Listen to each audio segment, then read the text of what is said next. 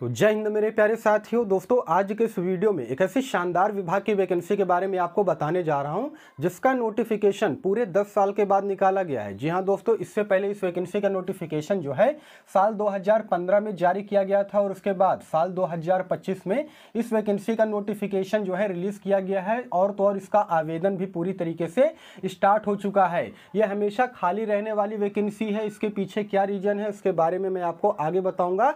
तमाम अलग अलग प्रकार के पोस्ट पर यहां पर भर्ती निकाली गई है जिसके लिए आवेदन पूरी तरीके से स्टार्ट हो चुका है। तो अगर आप एक सरकारी नौकरी की तैयारी करते हो ना, तो मेरी मानिएगा इस वैकेंसी में आपको जरूर से जरूर फॉर्म को अप्लाई करना चाहिए। फॉर्म कैसे अप्लाई करना है, फॉर्म कहां पर मिलेगा, सारी की सारी जानकारी जो है आज के इस वीडियो में मैं आपको देने वाला हूं। तो वीडियो को आप सभी लोग बिल्कुल अंत तक वॉच कीजिएगा और चैनल पर अगर आप सभी लोग पहली बार या फिर नए हो तो चैनल को भी जरूर सब्सक्राइब कीजिएगा इसी प्रकार के गवर्नमेंट जॉब के मोर अपडेट के लिए। देखिए, सबसे पहले इस वैकेंसी की बेसिक डिटेल के बारे में हम लोग जानेंगे, उसके बाद मैं आपको बताऊंगा कि कौन कौन से पोस्ट पर यहां पर भर्ती जो है निकाली गई है। तो ये जो वैकेंसी है दोस्तों, ये पूरी तरीके से परमानेंट सरकारी नौकरी है। यहां पर मैं किसी प्रकार का कोई भी कॉन्ट्रेक्चुअल या फिर संविदा भर्ती के बारे में मैं आपको नहीं बता रहा हूं। पूरी तरीके से परमानेंट सरकारी नौकरी है जिसमें कि ऑल इंडिया के मेल और फीमेल कैंडिडेट यानी कि महिला और पुरुष दोनों के दोनों जो है अप्लाई कर सकते हैं अगर आपके पास क्वालिफिकेशन है तो। इस लिस्ट में सबसे पहला जो पोस्ट है वो है एमटीएस का, जिसे हम लोग मल्टीटास्किंग स्टाफ के नाम से जानते हैं। दोस्तों, इसके लिए क्वालिफिकेशन बहुत ज़्यादा नहीं मांगा जाता है। अगर आपने 10वीं की परीक्षा पास कर रखा है और आपके 10वीं में चाहे कितने परसेंटेज मार्क्स हो तो आप यहां पर अप्लाई कर सकते हैं। या फिर अगर आपने आईटीआई कर रखा है, देखिए आईटीआई यहां पर कंपलसरी नहीं है, ठीक है ना। मान लीजिए कि अगर आपने आईटीआई नहीं भी कर रखा है और 10वीं की परीक्षा पास कर रखा है तो भी आप यहां पर एमटीएस के लिए अप्लाई जो है कर सकते हैं। इसमें एज का जो क्राइटेरिया रखा गया है वो रखा गया है 18 साल से लेकर के 40 साल तक, यानी कि आपका जो एज है वो 18 साल से लेकर के 40 साल के बीच में है तो आप जो है यहाँ पर एमटीएस के पोस्ट के लिए अप्लाई कर सकते हैं। यहाँ पर देखिए, ज़्यादातर जो पोस्ट है ना वो नॉन टीचिंग के पोस्ट पर भर्ती निकाली गई है जिसमें कि ग्रुप ए, ग्रुप बी और ग्रुप सी का पोस्ट जो है शामिल है, ठीक है ना। अब देखिए, इसकी सैलरी की अगर मैं बात करूंगा दोस्तों तो इसमें पे लेवल 1 के अकॉर्डिंग इसमें आपको मंथली वेतन दिया जाता है जिसमें कि 18,000 से लेकर के 56,900 के बीच में आपको यहां पर मंथली वेतन दिया जाएगा। साथ ही साथ यहां पर आपको अदर अलाउंसेंस भी दिए जाएंगे जैसे कि डीए, जिसे हम लोग महंगाई भत्ता बोलते हैं, ये भी आपको दिया जाएगा।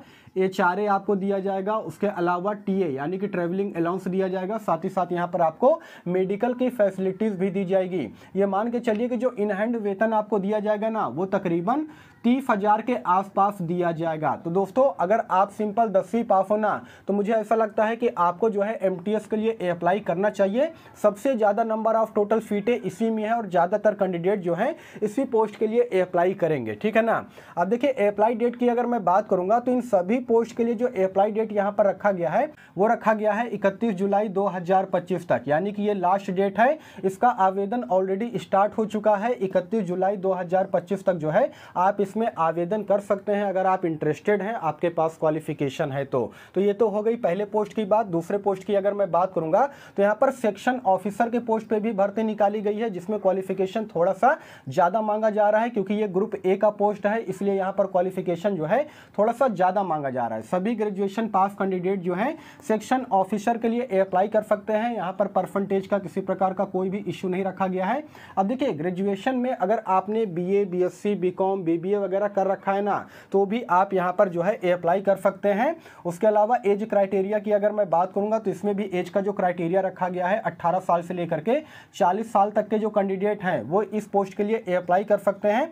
अब देखिए, सैलरी की अगर मैं बात करूंगा तो इसमें पे लेवल 7 के अकॉर्डिंग आपको मंथली वेतन मिलेगा, यानी कि 44,000 से लेकर के 1,42,400 के बीच में आपको यहाँ पर मंथली वेतन दिया जाएगा। साथ ही साथ यहाँ पर आपको अदर अलाउंसेंस भी मिलेंगे जैसे कि डीए, एचआरए, टीए वगैरह। उसके अलावा मेडिकल की सुविधाएं भी इसमें आपको दिया जाएगा क्योंकि ये जो पोस्ट है ये बड़ा पोस्ट है सेक्शन ऑफिसर का, इसीलिए इसमें आपको मंथली वेतन जो है ज़्यादा दिया जा रहा है। देखिए दोस्तों, एक बात मैं आपको यहाँ पर क्लियर कर देना चाहता हूँ कि ये जो वैकेंसी निकाली गई है ना ये पूरी तरीके से ऑफलाइन वैकेंसी है, ठीक है ना। तो ऑनलाइन इसे आप लोग ढूंढने मत लग जाइएगा क्योंकि ऑनलाइन आपको कहीं भी नहीं मिलेगा। अभी इसका नोटिफिकेशन, उसके अलावा फॉर्म जो है मैं आपको प्रोवाइड करूंगा, बस वीडियो में आप सभी लोग बने रहिएगा। और एक चीज़ यहीं पर आपको और क्लियर करना चाहता हूं कि ये जो वैकेंसी है ना ये दिल्ली जामिया मिलिया इस्लामिया यूनिवर्सिटी की तरफ से नॉन टीचिंग के पोस्ट पर भर्ती निकाली गई है, जिसका कि आवेदन जो है स्टार्ट हो चुका है। उसके अलावा तीसरे पोस्ट की अगर मैं बात करूंगा दोस्तों, तो यहाँ पर एलडीसी का पोस्ट शामिल है, जिसे हम लोग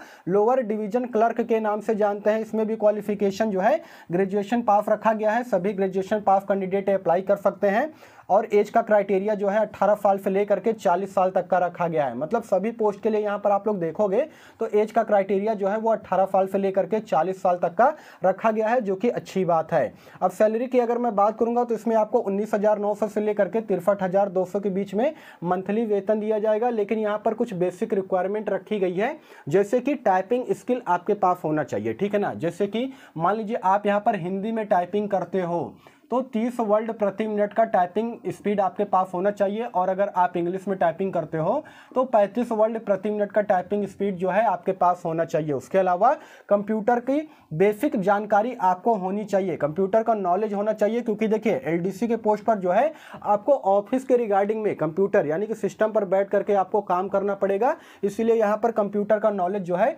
मांगा जा रहा है, ठीक है ना। इसके अलावा दोस्तों और भी कई सारे पोस्टें हैं, जैसे कि असिस्टेंट का पोस्ट है, पीए का पोस्ट है, डिप्टी रजिस्ट्रार का पोस्ट है। लेकिन उन सभी पोस्ट में क्या है कि एक्सपीरियंस सर्टिफिकेट जो है मांगा जा रहा है। तो मैं आपको ऐसी पोस्ट के बारे में जानकारी नहीं दे रहा हूं जिसमें कि एक्सपीरियंस मांगा जा रहा है, क्योंकि ज़्यादातर कैंडिडेट ऐसे हैं ना जिनके पास एक्सपीरियंस सर्टिफिकेट जो है नहीं होता है और वे उन पोस्ट के लिए अप्लाई जो है नहीं कर सकते हैं। तो बेसिकली आप यहाँ पर 3 पोस्ट के लिए अप्लाई कर सकते हो, अगर आपने ग्रेजुएशन कर रखा है या फिर आपने 10वीं की परीक्षा पास कर रखा है। तो अब सबसे इंपॉर्टेंट यहाँ पर यह है कि सर ये बताइए इसमें अप्लाई करने पर एप्लीकेशन फीस जो है कितना देना पड़ेगा। तो दोस्तों यहाँ पर ग्रुप के अकॉर्डिंग जो है एप्लीकेशन फीस को कैटेगराइज किया गया है। जैसे कि मान लीजिए आप यहाँ पर ग्रुप ए के लिए अप्लाई करते हो तो इसमें आपको थोड़ा सा ज़्यादा पेमेंट देना पड़ेगा। वहीं पर अगर आप यहाँ पर ग्रुप बी या फिर ग्रुप सी के लिए अप्लाई करते हो तो इसमें आपको थोड़ा सा जो है कम फीस देना पड़ेगा। जैसे कि मान लीजिए आप यहाँ पर ग्रुप ए के पोस्ट के लिए अप्लाई करते हो तो इसमें जितने भी जनरल ओबीसी कैंडिडेट हैं इनको यहाँ पर 1,000 रुपये देना पड़ेगा। उसके अलावा अगर आप SC ST कैंडिडेट हो तो आपको यहाँ पर 500 रुपये देने पड़ेंगे। जितने भी PWD कैंडिडेट हैं इनको कोई भी पैसा नहीं देना पड़ेगा, आप सभी लोग बिल्कुल निःशुल्क इसमें अप्लाई जो है कर सकते हो। तो यहाँ पर देख लीजिएगा थोड़ा सा फीस ज़्यादा लग रहा है, लेकिन अगर आप मैनेज कर सकते हो तो आप इसमें अप्लाई कीजिएगा, ठीक है ना। वहीं पर जितने भी ग्रुप बी और ग्रुप सी के पोस्ट हैं इसमें फीस थोड़ा सा कम लगेगा। जितने भी जनरल ओबीसी कैंडिडेट हैं इनको यहाँ पर 700 रुपये देना पड़ेगा आवेदन करने के लिए। वहीं पर जितने भी SC ST कैंडिडेट हैं इनको 350 रुपये देना पड़ेगा, और PWD कैंडिडेट को कोई भी पैसा देने की ज़रूरत नहीं है, आप लोग बिल्कुल निःशुल्क इसमें अप्लाई जो है कर सकते हो। तो ये मैंने आपको एप्लीकेशन फ़ी के बारे में बता दिया है। देखिए ये जो वैकेंसी है ना, मैं फिर से एक बार बता रहा हूँ, दिल्ली जामिया मालिया इस्लामिया यूनिवर्सिटी की तरफ से जो है निकाली गई है, जिसमें कि ऑल इंडिया के मेल और फीमेल कैंडिडेट अप्लाई जो है कर सकते हैं। अब सबसे बड़ी बात यह आती है कि सर ये बताइए मुझे फॉर्म कहाँ से मिलेगा और किस एड्रेस पर मुझे जो है स्पीड पोस्ट करना पड़ेगा। क्योंकि देखिए ये ऑफलाइन वैकेंसी है तो जाहिर सी बात है कि इसमें आपको जो है फॉर्म अप्लाई करके स्पीड पोस्ट करना पड़ेगा। देखिए ऑफलाइन वैकेंसी है और यही रीजन है ना कि इसमें कंपटीशन जो है काफ़ी कम रहेगा, क्योंकि ज़्यादातर कैंडिडेट ये सोचेंगे कि यार ऑफलाइन वैकेंसी है तो इसमें मैं अप्लाई नहीं करूंगा क्योंकि उसमें ज़्यादा झंझट है। बस यहीं से आपको आगे निकलना है, ठीक है ना। ऑफलाइन वैकेंसी है तो क्या हुआ, इसमें आपको अप्लाई करना चाहिए। सारा का सारा प्रोसेस मैं आपको जो है बता दे रहा हूँ, ठीक है ना। तो देखिए ये एड्रेस मैंने यहाँ पर लिख रखा है। आपको क्या करना है दोस्तों, जो एप्लीकेशन फॉर्म है ना वो मैं डाल दूंगा अपने टेलीग्राम चैनल पर। टेलीग्राम चैनल का लिंक मैंने वीडियो के डिस्क्रिप्शन में ऑलरेडी डाल रखा है, तो वहाँ से जा करके आप सभी लोग उसका जो प्रिंट है वो निकलवा लीजिएगा साइबर कैफे से, ठीक है ना। उसे आप लोग अच्छे तरीके से भर दीजिएगा और उसके बाद आपको करना क्या पड़ेगा कि जितने भी डॉक्यूमेंट्स है ना उसका फोटोकॉपी आप लोग करवाइएगा और उसे सेल्फ अटेस्टेड करके फॉर्म के साथ में अटैच कर दीजिएगा, ठीक है ना। और इस एड्रेस पर आपको सिंपली स्पीड पोस्ट जो है कर देना है। तो दोस्तों एड्रेस है recruitment promotion non teaching section 2nd floor registrar office Jamia Millia Islamia Maulana Mohammad Ali Jauhar Marg Jamia Nagar New Delhi, pin code है 110025, ठीक है ना। तो इस एड्रेस को आप लोग या तो लिख लीजिए या तो स्क्रीनशॉट ले लीजिएगा।